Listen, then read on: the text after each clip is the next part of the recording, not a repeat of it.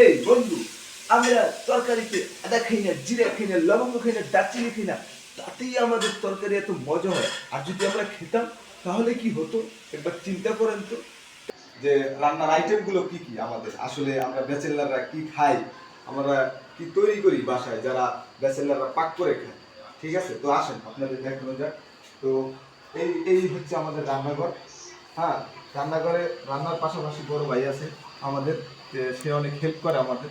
সে একজন respectable honourable person. ঠিক আছে, আমাদের সবাই আমরা তাকে শ্রদ্ধা করি, সম্মান করি। তো এই যে দেখাও, এদিকে দেখাও রান্নাঘরটা, আমরা কি কি রান্না করতেছি এখানে দেখো, এদিকে আনো। হ্যাঁ, দেখো এই যে এটা হলো পামকিন, মানে মিষ্টি কুমড়া আর কি। ঠিক আছে, তো একটা মজার বিষয় হচ্ছে যে এখানে আমরা যথেষ্ট পরিমাণে আর কি মশলাটা দিতে পারতেছি না।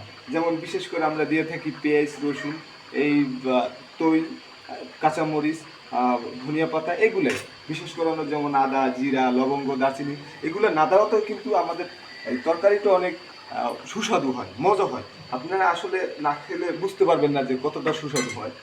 ঠিক আছে, তো আশা করি আপনারা যারা যারা ভিডিওটি দেখবেন একদিন চলে আসবেন আমাদের বাসাতে।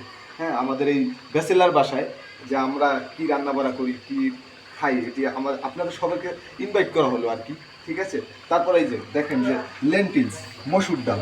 হ্যাঁ, এটাতেও কি সেম সিস্টেম। তো আমরা গ্রামের বাসাতেও হয় কি, গ্রামের বাসাগুলো তো আপনার ম্যাক্সিমাম করে খালারা, মায়েরা, তারা ডাল আগে সিদ্ধ করে দেওয়ার পরে পানি দিয়ে জাল দেয়, জাল দেওয়ার পরে তারপর তারা বাগার দেয়।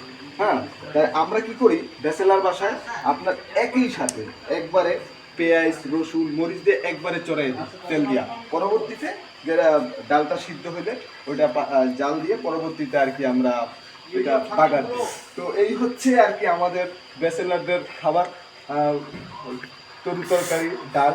ঠিক আছে, তো আপনাদের অনেক সুস্বাদু ডালটা, আপনি না খেলে বুঝতে পারবেন না আসলে। এই যে আমি একটু দেখাই, ও অসাধারণ ফুড, ডেলিসিয়াস।